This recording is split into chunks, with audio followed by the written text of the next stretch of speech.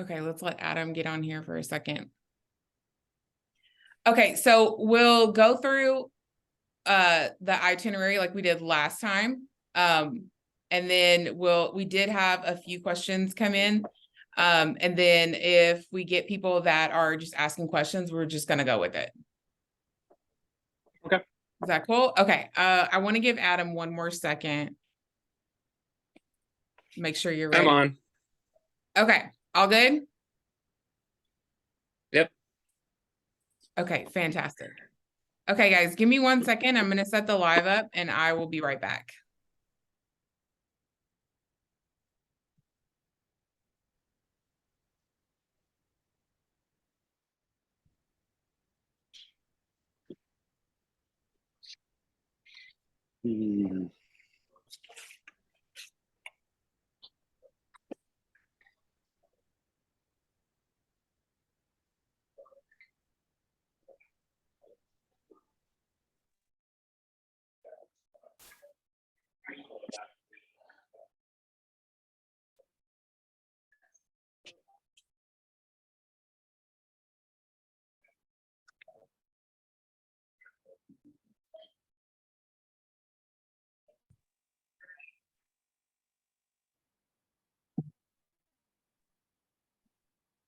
And we're live.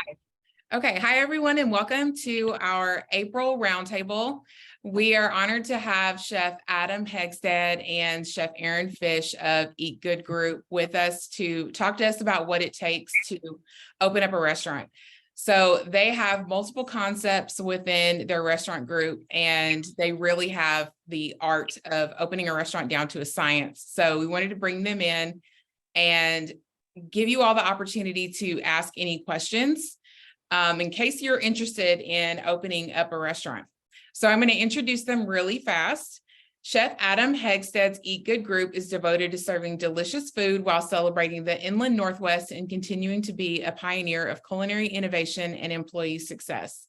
From their restaurants, bakery, catering, kitchens, and events, they tell the unique stories of INW neighborhoods and regions with nostalgic foods, bold flavors with a focus on old world cooking techniques, and seasonal ingredients simply served. Adam relentlessly studies to keep learning and growing as a chef that translates to unique cuisine at each of his concepts. And we have Chef Aaron Fish. Chef Aaron Fish began his culinary journey at the age of 14 in the heart of Marin County, California. Chef Fish carved his culinary background in and around the Bay Area, including Stark Reality Restaurants, Forks and Fingers Catering, and Loco Coco's Cucina Rustica. I hope I said that right. Lococos, but close. Okay. Before traversing to Spokane, Washington in 2009. Joining Chef Adam Hegsted and Eat Good Group, Chef Fish is now the chef de cuisine for Eat Good Group in Spokane, Washington. So I'm going to pass it over to Chef Aaron and Chef Adam. Why don't you guys tell us a little bit about where you are and about your Eat Good Group restaurant group? Yeah.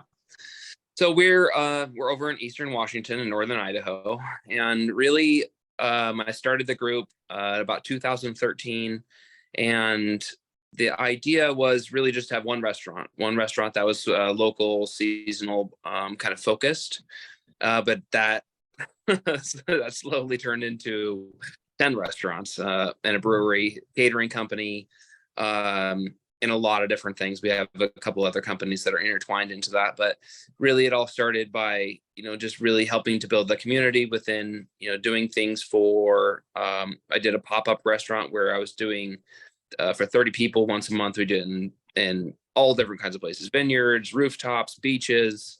And that was kind of to test out the concept but really help build a little bit of a following in the community.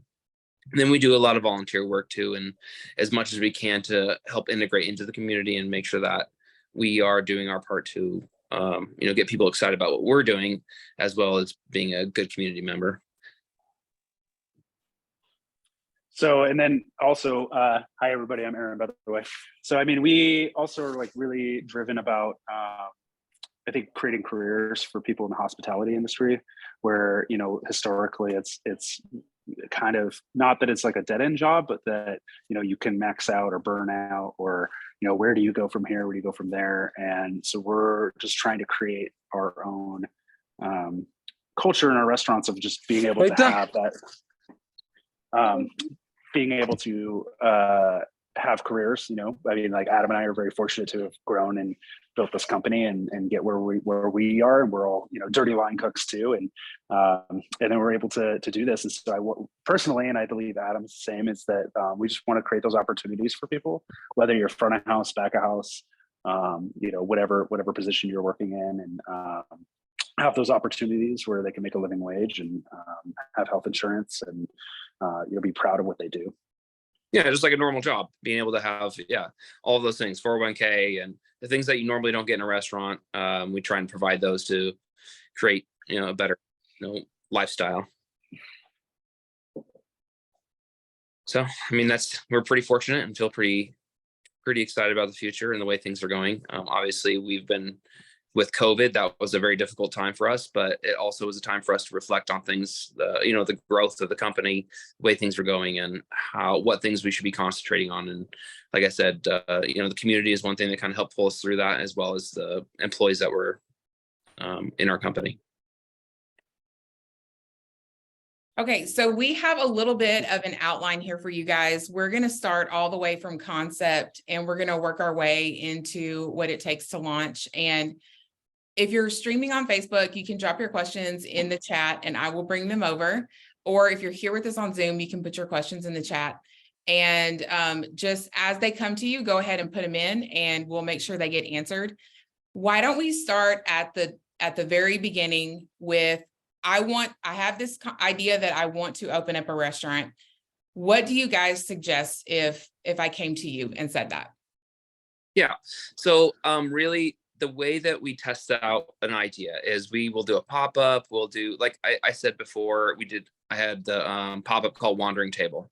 So what I did this for 4 years to try and test out the concept. And really what that did is, not only did it help build a clientele base, like people that were excited about the restaurant before I even opened the doors, but it let me test out a bunch of ideas. So really, I think as you become a chef, you learn from other people, you learn from the restaurants you're working at, you read cookbooks, you visit restaurants, and you kind of get this idea. And as you grow, it changes into your own ideas. Like some of those thought ideas and some of the regionality and seasonality of the products you're making those recipes with, or kind of your collection of experiences has shaped you. So then that becomes your own cuisine. But you don't really know what that is until you start testing that out. And so whenever we have an idea or a concept, we usually test it out in some way. So whether that's a pop-up, whether we, do it at a different restaurant or whatever, we try out that idea. The other idea is that we look to see if there's any other concepts in the area, because we don't want to be competing across the street from, say we make a Spanish restaurant. We don't want to be the only other Spanish restaurant is right across the street. So we make sure that there's some sort of a market demand for that, and make sure that there is an oversaturated market as well. So kind of do both those things. Aaron, you want to add to that? I mean, we also are always looking at, is like how much thought and time you've put into what you're trying to do here. And that's kind of what Adam was saying is, like we are indeed Wandering Table for 4 years, like what were we doing, trying to figure that out. So I think looking at, what you're bringing to the table, and are you bringing something unique? Are you bringing something that you're passionate about that you can execute well? Do you have a good financial plan? Do you have a good solid, support team that's going to help you get through the phases that you're going to run into every month? Something's a little different, or the ebbs and flows of business of the first year or two before you find your footing and really take off.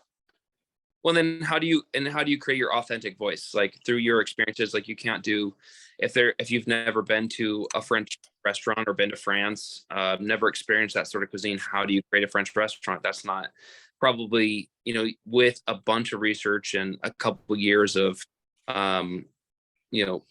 development, you can get there, but you can't just make a French restaurant because you like the idea of it. You need to have some sort of authentic voice there, whether you're, so even if, we do have a French restaurant, but what we have done is, we've traveled to France, we've used traditional French recipes and traditional French technique, and then we've incorporated things that are local and seasonal to where we're at. So when you come to our French restaurant, it'll be a Spokane style experience. And so I think that's kind of what, helps us and sets us apart a little bit. And just being like kind of regionally identifiable with the things that we can source locally that grow in our area that define the Pacific Northwest, things like that. Like what is something that's unique to our area that we can incorporate in the restaurant and, give it its own little spin without just totally crushing the authenticity of what it is. Yeah.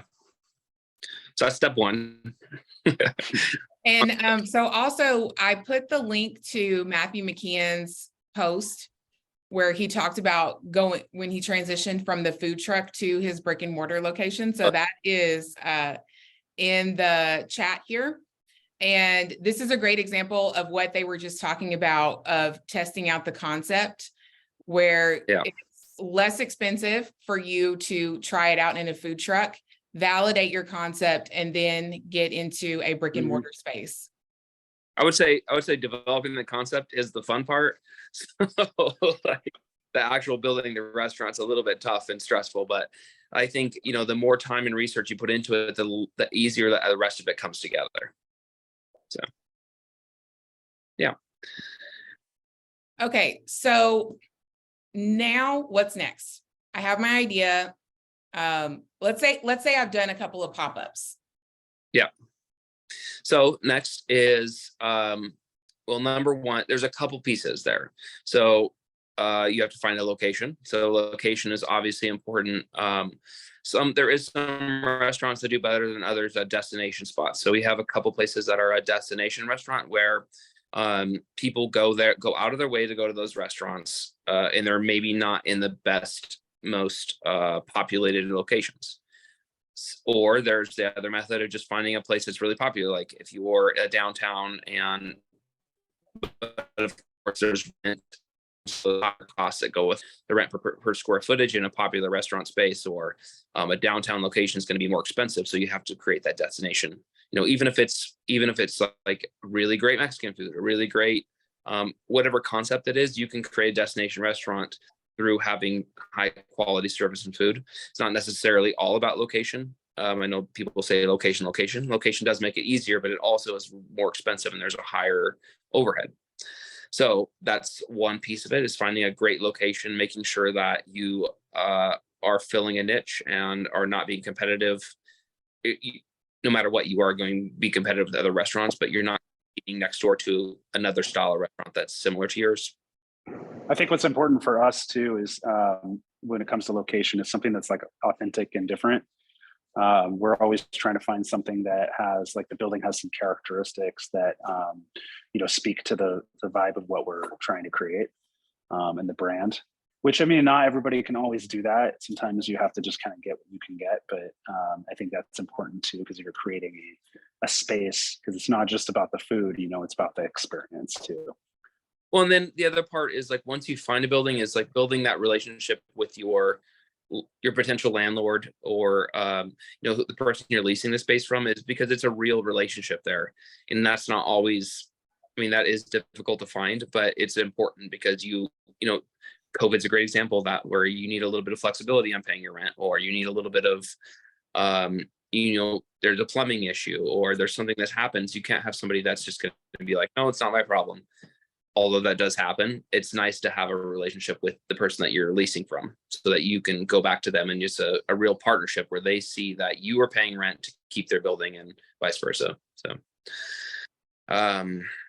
another piece is retail presence. So like walkability, so that if it's not a destination restaurant, that you're creating a space where there's people already walking around, so that whether they're shopping, you're in a destination where there's some retail presence and people like looking to shop, and then they happen to order food, or they go to eat dinner, and then they're going to go shopping afterwards. So it creates more than just a dining restaurant.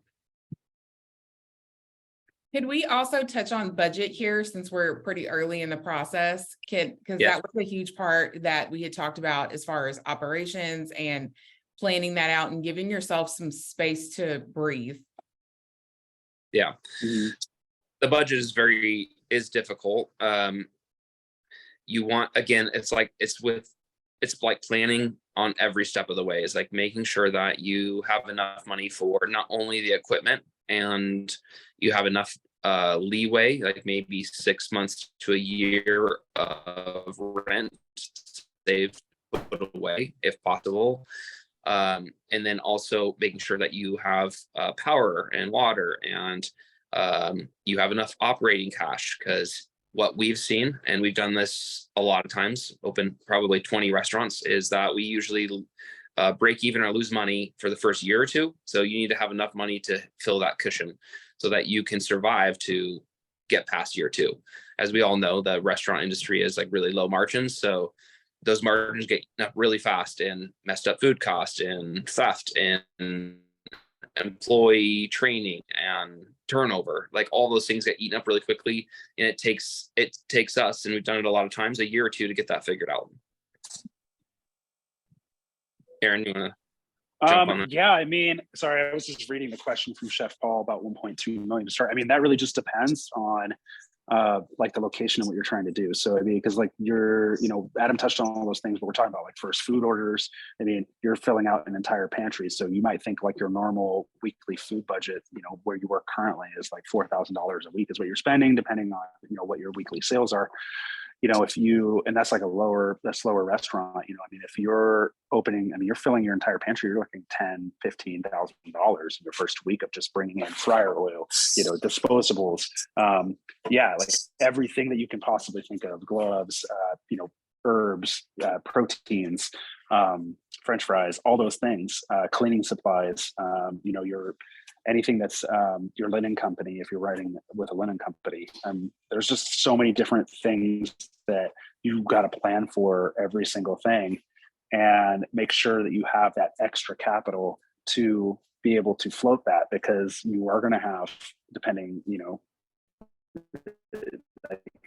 at the beginning, you're going to have slow weeks, you're going to have busy weeks, and even during busy weeks, you're going to feel like they're crazy, and you're going to overstaff. You're going to end up losing money, even though you're doing $50K for the week. You're going to lose money, and so you have to be prepared for that, so that you can initially eventually get to a point where you're able to tighten down all your budgets and get to a profitable model.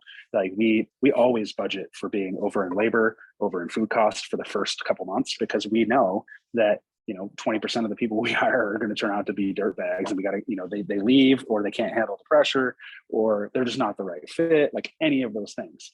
And so you have to be prepared for all of those things to happen, and not be like, oh, I'm 2 months in and I gotta close.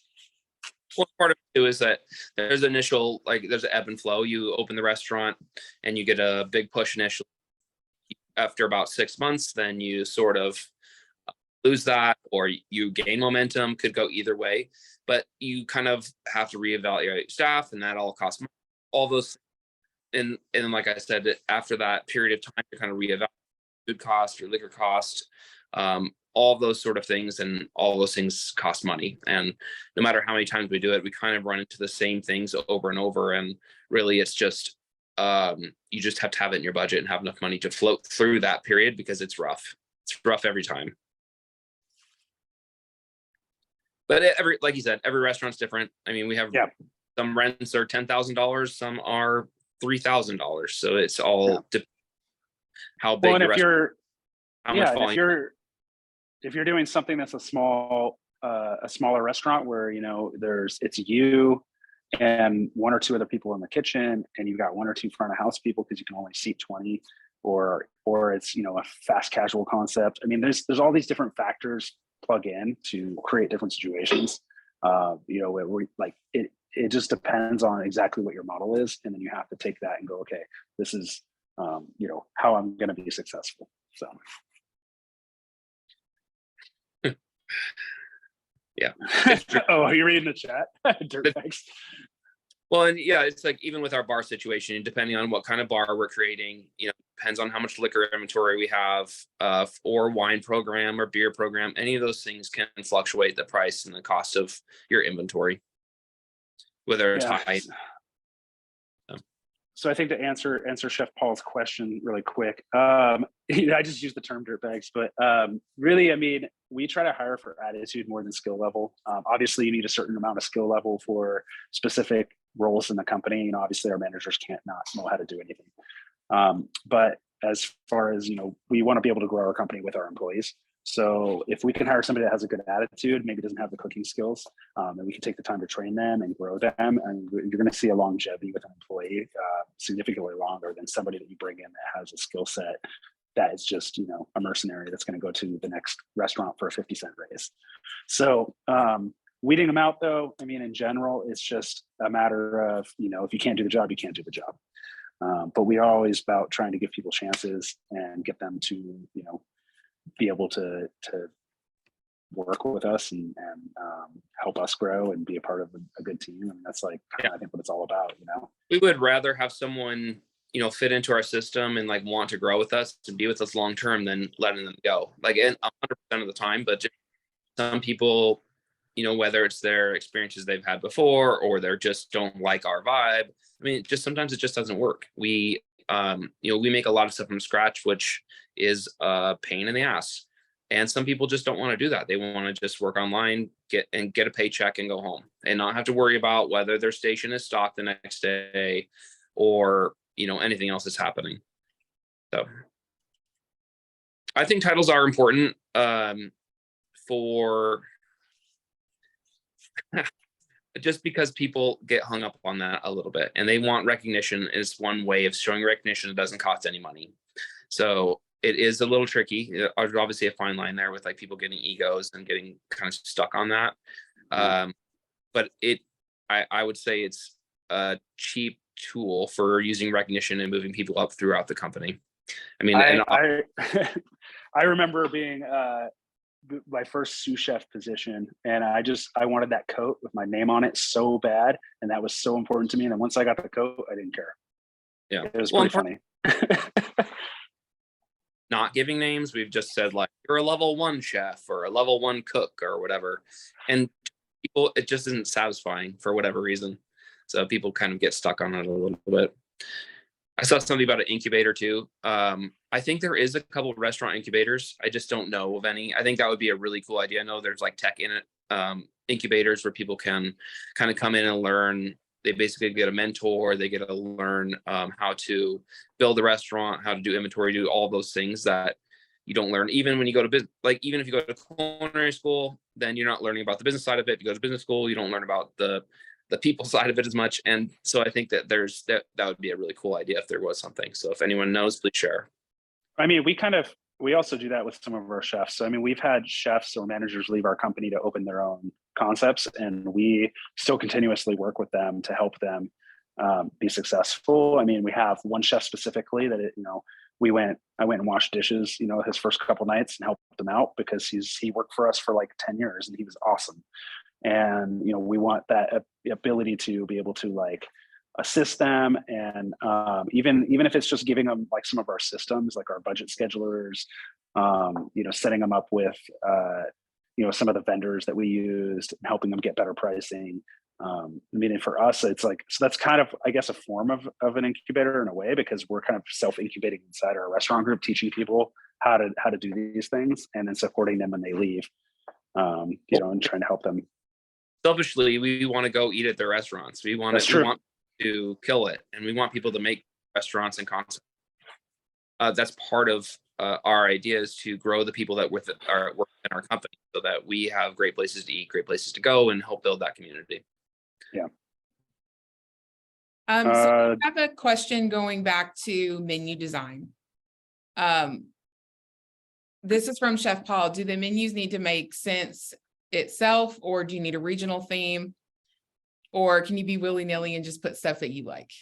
It definitely has to be like on brand for what we're doing. I mean, we do put stuff on there that we like, but you know, we're not going to put loaded French fries, you know, with buffalo, you know, sauce and blue cheese at our French restaurant. Like, it doesn't make any sense. So how do we make like a loaded French fry? A loaded French fry. Yeah. So like, how do we do that, you know, and fit it like within the brand of each location? Because I mean, I think that like, Adam and I are totally like stoner fat kids at heart. Like we just like to eat like fried food and comfort food, and we just like really delicious food. And so sometimes we try to take those ideas and concepts and put them into some higher end restaurants and see if that works. But I think that it's important that you keep your menu development on target, because the restaurants that have these ridiculously expansive menus that do like different things don't always really shake out. I mean, you go to this place and they have, Thai spring rolls on the menu, but then they're also making cheeseburgers, and then they're doing pasta primavera, and it's just, it's all over the board. And I think that that's kind of hard to execute each dish well when you have so many different influences in your cuisine, in my opinion. Well, and So. they try to please everybody by having an answer for everybody. Really, you want to do that, but you want to have a vision and direction to it. So you want to, we call it the veto vote, but it's like having a vegetarian menu item, because they're the person that's going to come into your restaurant and say, we're not going there because they don't have a vegetarian item, or gluten-free or allergies, as we see today. That we always have an option for that, but it fits within our vision and direction of that space in that restaurant. Usually when we have a new chef, they come in and they have like a bunch of ideas that are sort of off brand and don't really fit into what we're doing. So we take those ideas. Let's say they have loaded fries and we're at the French restaurant, and we're like, okay, well, what are some things that can fit into that? Okay, well, we'll do like poutine that kind of fits into that French sort of idea. And then how do we add on to that? So we take their same ideas and try and tweak them into the concept. And you can do that over time, but it's a lot more work than just designing ideas that you've tried a billion times and had a bunch of times and have been effective at different restaurants. It's like trying to fit them and guide them into that idea, but it's totally doable.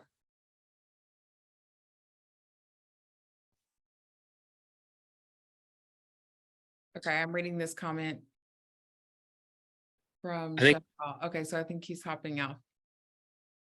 So his comment says, I have 9 days to open for my investors and then 7 days for my opening.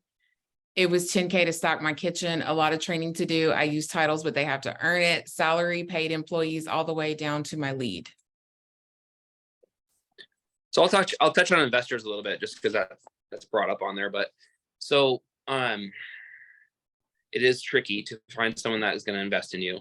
So there's a couple ways to do it. So doing an SBA loan. SBA loan is probably the easiest way to do it if you can do that. And really just having a great concept and idea, showing you have business acumen, being able to build out a business plan.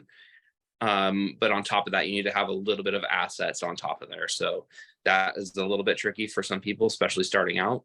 You have to be able to put your house on the line, your car, whatever thing, which is what I ended up doing. There are people who will become a business partner with you. We've done that as well, where it's 50-50 business partnership, where we basically ran the restaurant and they were a silent partner, which was pretty beneficial. They kind of paid for the build out of the restaurant and some of the operating budgets, but it ended up, it always ends up being a little bit difficult having two owners or two main partners in the business, because people see things differently, especially when they come from different backgrounds. But it's definitely a way to do that, especially to get started, just have someone pay for the build out, or you're taking over a restaurant. Another way to do it is having self-financed restaurants. So if you're buying a restaurant from somebody else, is having them finance it, but then you have to come up with the cash, some operating cash for running that restaurant. But sometimes you can kind of have some of those things incorporated into the seller deal. Some of the other ways we've done it is through like owner financing, where the owner is they're building out a say like a development in some sort of retail space area. They'll give you some money to start up, build out the space, but then they own it. So when you leave that space, you don't really own anything. You own the idea and the concept, but you don't own any physical assets. There's a couple different ways to do it, but it is that is tricky to figure out in the beginning, especially if you're putting your house up and you're putting your cars up and all of your things, but it's to get it back, it's to have like your own kind of guide your life and do the things that you want to do. So there's trade-off there.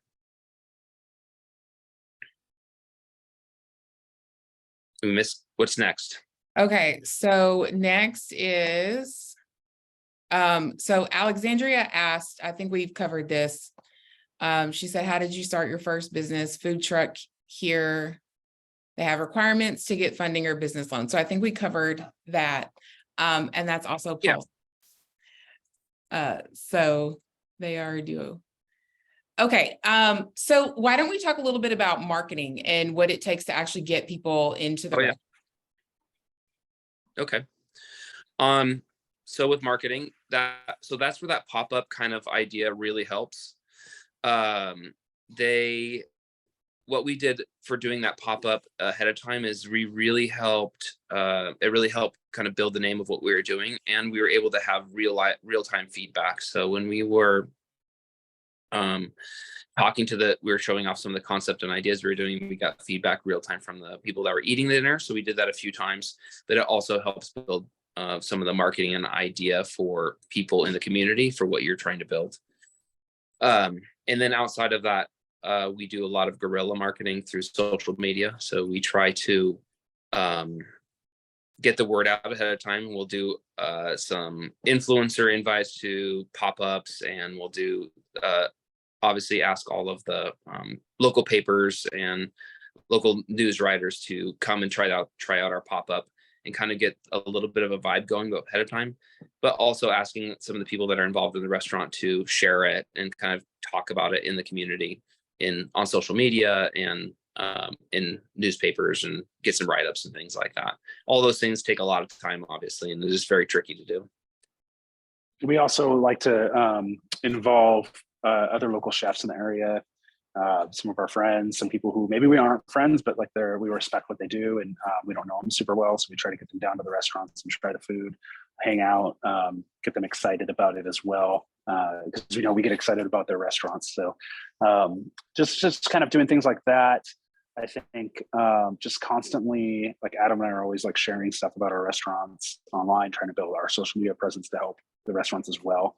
And just have fun doing it, and try to navigate it in the easiest way.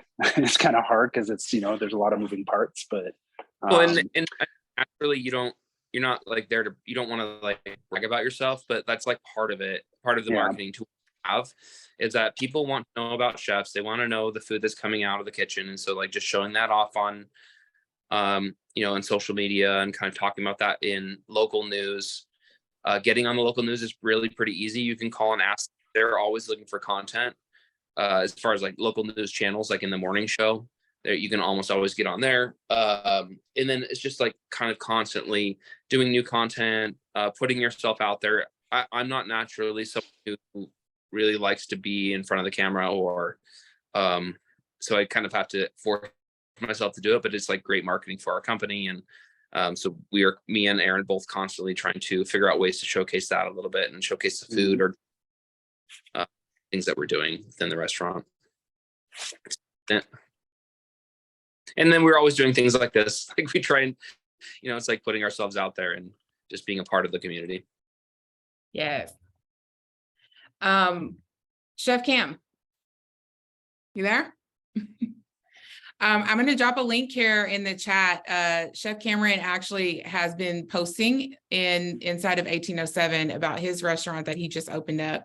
So say hi. Hey, how's it going, Cam?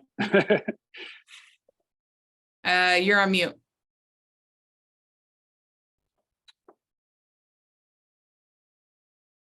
All right. What's going on? Hey. Hey, y'all hear me? Yeah. You guys hear me? Yep. All right. What's going on as far as what? Tell us how the restaurant's doing. Yeah. All right. So, well, it's been a restaurant opening. So, to give a little backstory, I've just recently opened my 7th restaurant, and all of it kind of fell into my lap since COVID. I never really anticipated opening a restaurant. That's not something that I had the training for, or even really had the mind for. But as soon as the first one happened, and in quick succession, there was a second one and a third one, and next thing you know, I'm opening a restaurant for David Burke, and then it's just, it turned almost into a career sort of situation. What I will say is that it's real easy to look dumb opening a restaurant because there's no actual blueprint. It's impossible to make a blueprint because everything can go wrong. That's the tricky part about it. And from one operation to the next, it can go wrong in a completely different capacity. It's like you think that you have all your ducks in a row, and it doesn't work like that. So what I'm getting at is, let's just start with my recent restaurant opening. Very successful.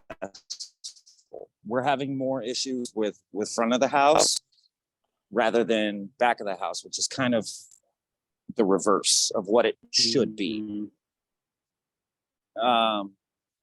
It's been highly successful. We're doing sold out shows. We're just filling up the restaurant nonstop. It's really, really turned into a successful operation.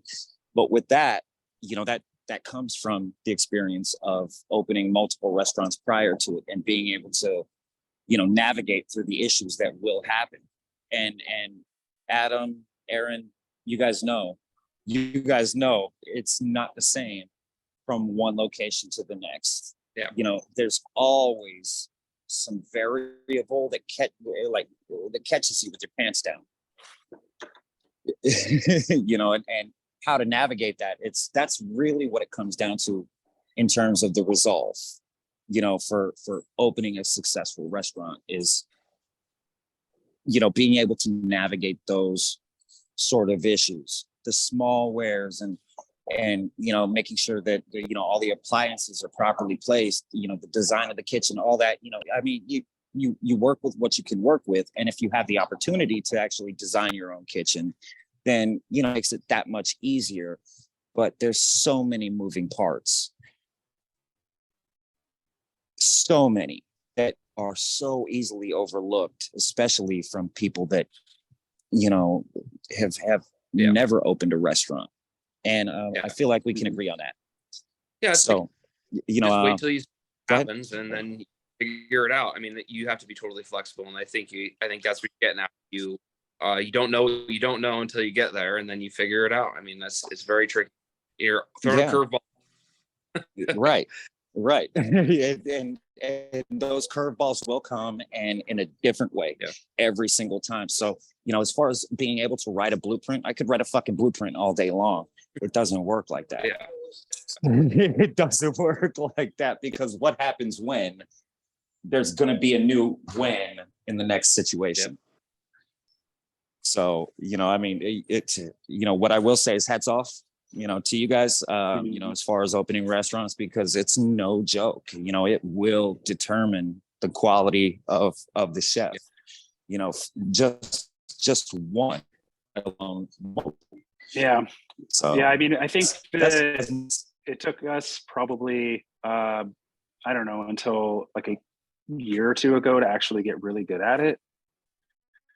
And I don't even think we're really good at it. Like, we are good at it, but like, we're not perfect at it yet. And I think that there's it's just like failing and finding out what doesn't work and then how to do it better next time, like every time. Right. Yeah. And adjusting, learning from the past situations, how to navigate the next one. There's everything needs to go wrong. All the inspection, as an inspection does through, or for whatever the next off, and you have to schedule it. Did he just fall off? Okay, so I have a question from Bria. She says, what are some actions you've taken to staff after some fallout? So we kind of overstaff a little bit initially, and because we know there's going to be some fallout, there's just people that that may look good on paper, or maybe they don't have all the experience that they need and they're not trainable. It's just some people just don't mesh very well. I mean, that just is, it's inevitable when you hire on 40 or 50 people, there's going to be a handful of people that aren't going to work out. And that's just natural. And I mean, we don't, and if people don't like it or don't want to stick around, then we don't want them to stick around either. So it's like kind of mutually beneficial for some people to leave, but you just we overstaff a little bit initially. But again, it comes down to your hiring process, going through a lot of applications to make sure that we do multiple interviews, especially when it comes to like hiring general managers or chefs. They have to go through 3 interviews, and that's just so that really everybody gets buy-in, but also so that we are, kind of asking the same questions and making sure that we're all on the same page when we hire that person. Obviously, it's not always, sometimes we just have to hire people that come through the door. There's been occasions where we have just hired people because we don't have any other applications. Sometimes it works and sometimes it doesn't, but there's not like a lot you can do about that sort of situation. I mean, that's really what happened last year. Last year, we had a tough time finding people. A lot of people left after COVID, left the industry during COVID. And so we were just basically hiring people that were unqualified, or maybe we wouldn't normally hire sometimes. And some of those people stuck around, and we've slowly been building back our team and really found some great people. So it's not always the people you think are going to be rock stars aren't always rock stars. You just so it's like a little bit of both. How have things changed post-COVID with you guys in your operations and the way that you're opening decision making? Yeah, like the curveball thing. Like, I'll let Aaron talk in a minute, but the curveball, it's basically, we just run into that all the time. Like, I think during COVID, we were just trying to survive. Like, we're trying to figure out how to live and make sure that our business opened again. But then after that became the cost of goods like raised, 20 to 35%. So we have to reflect that in our menus, and then the cost of labor went up. So it's like we're constantly evolving and trying to figure that out. I mean, sorry, Aaron. Yeah, no, it's pretty much exactly what you just said. So, I mean, I think that the struggle now we have is the revolving, problem making its way around the table of like, you've got your food costs is going up, and then you got to raise your menu prices, but then labor is going up, so you got to raise your menu prices, and try or expect more out of your team, or and so it's just we want to create livable wages and take care of our staff and stuff, but there comes a point of like how do you run a successful business while doing that? And it's just it's hard. It's really hard. You're constantly having to pay attention to all these things and rely, with them as many restaurants as we have, we really have to rely on our managers to pay attention to those things as well, because they're the ones who are ordering food every day, ordering alcohol every day, whatever it is, right, that they need for their restaurant. And so when their prices jump, it's really up to them to say, hey, beef has jumped this much and we need to make this change right now. And so we can try to be more proactive on our menu changes, but also not pricing our guests out of the restaurant. So trying to figure out, we were talking about that today with our Spanish tapas restaurant, maybe, if some things are going up in price, like let's cut the portion in half and charge way less. It'll seem like a good deal because you're getting more of a small plate, like a small tapas plate, instead of something that is, a little bit bigger, but seems really expensive. And so I think it's finding like different ways to navigate those things. And just that you're constantly dealing with we just don't have vinegar anymore for a couple months. So you're just not going to get, apple cider vinegar or whatever. And so now you're like, okay, well, I guess I need to try to find a different distributor, but the grocery stores have it, so we can just go get it from them, because distributors are deciding to, or producers are selling to specific chains like retail or whatever over us, and restaurants, and so I think, I don't know, it's different every week. It's really hard to pin down one thing, because there's always something silly like, and now it's to the point of where we're just not really surprised anymore. You're just kind of like, okay, I guess that's the new, direction. So, well, and I think the other part is even our business in general, like we are constantly learning and evolving and changing. Like, oh, okay, well, this is our definite. We know this is exactly what it needs to be. And it's like, oh, well, no, that's flipped. So like food cost is a great example of that. Labor cost, food cost.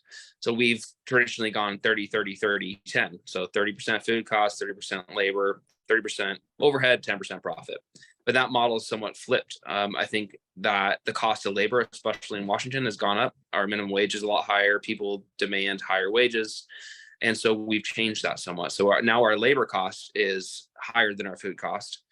The operating kind of stays the same, even though, electricity and some of the other stuff kind of went up a little bit, but that we have to be able to be flexible and kind of reevaluate that, like pretty much on a monthly basis, and trying to make sure that, our whole goal is to keep the operation alive and make sure that our employees have a job to come back to. And sometimes that's making the hard decisions. Sometimes that's cutting people. Sometimes that's making decisions that aren't that popular. And that, I think, is the hardest part of the business, is making those calls and deciding, how do we survive to tomorrow? What was the question? I saw a couple questions on there I think we missed. So one was 5 keys, things that being successful opening restaurants since we started. Oh. I would say having a solid team that helps us open, making sure that, our executive management is at the restaurant. So that's one thing, that we're there working. Having a specific timeline set up. We usually have one for 2 months out that we have targeted dates for hitting specific goals and making sure that we're, getting permits, building, whether it's like station maps or order guides, or making sure the recipes are done. All those things. Having like targeted goals, so when you're off, so that you're off, so that you can adjust. So if you your permit in time, okay, well, I need to turn that priority up a little bit. Yeah. I think training, we always make sure to set up training days for our staff prior to opening, making sure they're learning, whatever, depending on the restaurant, whether they need to have an extensive wine knowledge or beer knowledge, how to properly, serve a guest. Same thing with the kitchen side of things, making sure that they understand, how to cook all the dishes, that they are trying the dishes, that we're eating them together, that we're prepping them together, those kind of things. Having, obviously the funding, that's what we talked about, making sure that you have the right amount of capital in your bank account to be able to withstand the tumultuous waves of the business, the ebb and flow of like what's going to happen or not happen. I don't know, what else, Adam? Yeah, it's like those things you're saying. It's the planning aspects of it, making those goals and those marks on set dates, so that you can know whether you need to do a little bit differently or and then just being able to have a team that you trust, because you're not there every day. You can't be there all the time every day. If you are, then your restaurant probably isn't doing as good as it could. But having a handful of people that you can rely on to fill the gaps when you're not there. And then the egg prices. I guess with the egg prices, we caught that and we were like, okay, well, we just need to raise our prices. We do have a couple restaurants that, 3 restaurants that do brunch. And, obviously that's a lot of eggs. We have one that's specifically a brunch restaurant, and they sling a lot of eggs. And it's really just about, don't try to screw them up. And and we had to raise our prices a little bit. All those prices get passed. There's no way around that. It was especially rough last. And some of those things have kind of come down a little bit. And I think that we're seeing some prices come down from those peaks. So that's great to see, but all of that stuff gets passed. So what about some lessons that you guys learned? Like, what's some wisdom that you could pass down where you're like, I never would have saw that coming. I couldn't plan for that, but this is what happened. So I guess number one is that my first restaurant failed. I thought I knew everything about running a restaurant because I was the chef, and I had developed, was running really all the back of house operations, but I didn't actually know a lot about the business aspects of it. I knew how to run the front and the back of the house, but I didn't know how to run financing. I didn't know how to read the P&L. I just didn't know, there's a ton of things I didn't know. And then, over time I was, after I failed once, but it's just really difficult to there's things you don't know, but it's just being able to reach out to people that do know about those things and ask for help. So instead of basically, I just put my normal mode was to just put my head down and try and work through it and try and get myself and not ask for help or just figure it out. And I think there's so many people out there that are willing to help you, especially in your community, that just ask for help. And I think, especially with like today's social media, is that people are out there and they want to help and they want you to succeed and they want you to have a great business. So I think asking for help is a big one. I think also not working yourself to death. I would say that happened with the most recent restaurant we opened was De España, which is our Spanish restaurant. The one before that was Frances, which is a French restaurant. And I was working, I don't know, like 7 a.m. to 10 p.m. every day for like 3-4 weeks. And I found that I was grinding, and I had done this when I was younger, because it was just like, you just grind and just do it. I'm the chef, whatever.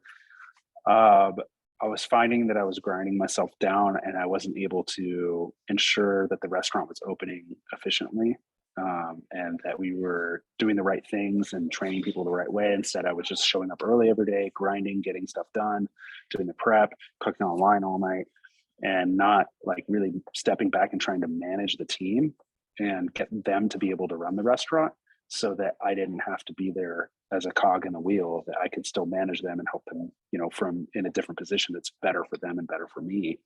I ended up actually like hurting myself while I was doing it, which took me out of the restaurant and forced me to do that. And when we opened España, I adjusted and I said, okay, this is what we're going to do. Like, I'm not going to work on the line unless I absolutely have to. Like, I'm going to run expo. I'm going to make sure that they're, these guys are actually doing the job. And I'm there to guide and train them so that they can execute it appropriately and feel good about it and know that they can do it, and not just that they have to rely on me to be there because I'm the one that carries whatever portion of the weight.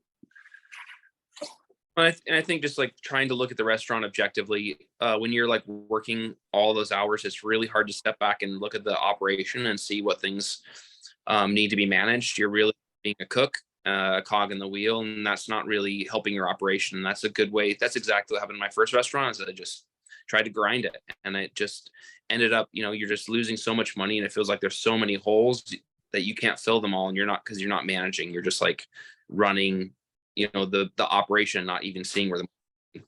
So yeah.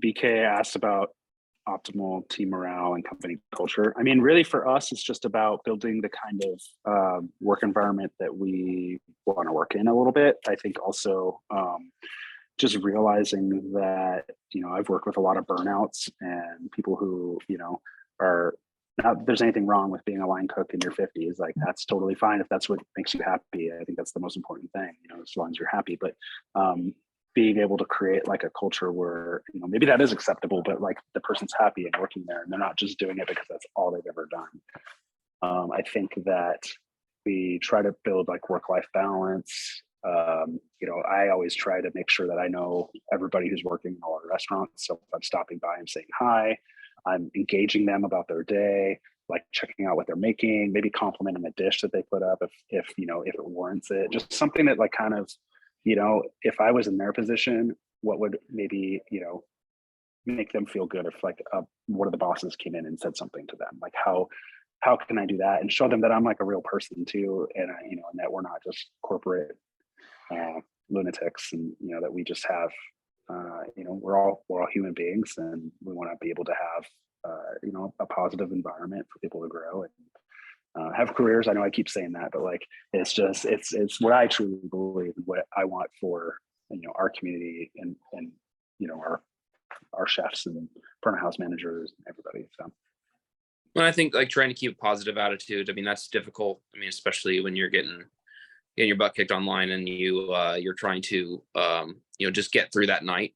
But having a positive attitude and trying to teach, like even if it's no matter on what position it is, like trying to show them a little bit of what I know or things that I've learned, aspects in cooking, like why did you do this? Just what is your thought behind this? Like kind of talking about those things in a way that helps them grow and learn from maybe my experiences, and incorporating them into the menu building or development in the front of the house or during any of those things, like getting getting them to add on to what we're doing. It actually makes a better product anyway.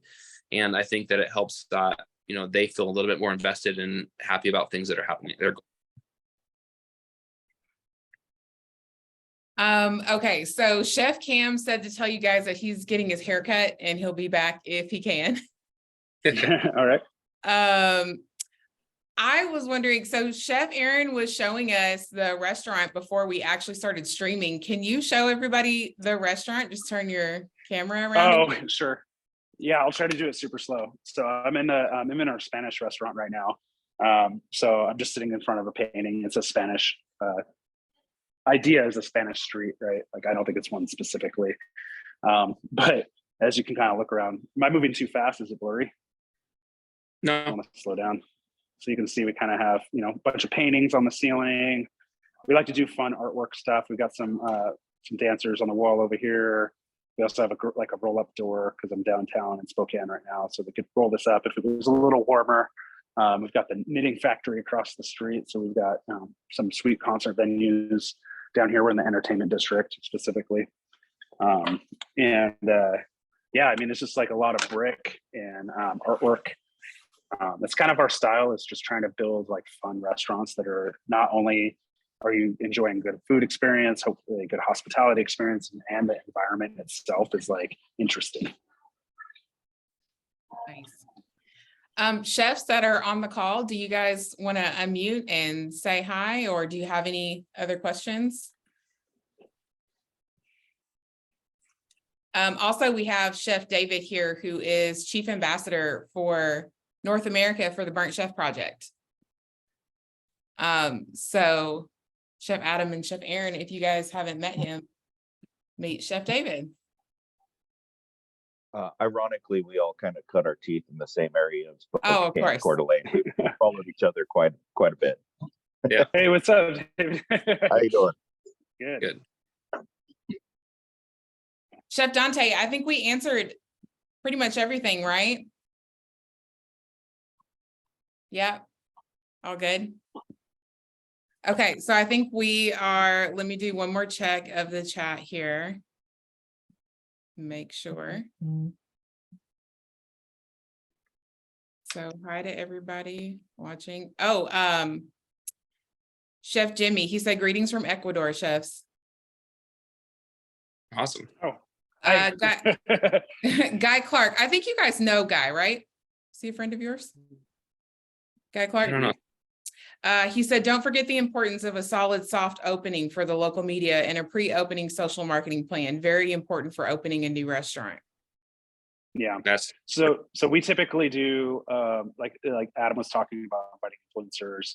I think he was kind of touching on that aspect of when we open a restaurant, but a lot of times we also will do friends and family, where we figured out the best way for us to execute that is like basically setting people up with reservation times and party sizes, like depending on, if they're going to bring another person. We try to invite chefs, managers, and employees from the other restaurants as well to come and be part of that. And we just, they get copies of the menu, but we just send food out to the tables. That gives our culinary team and our front house team an opportunity, especially at the bar as well. They have to order the drinks usually, but like on the food side, they're able to execute all the dishes. And so that way we get a chance to work through them, experience that kind of push of service, and be able to send the food out. And then if somebody wants to try something specifically off the menu, we'll make that for them.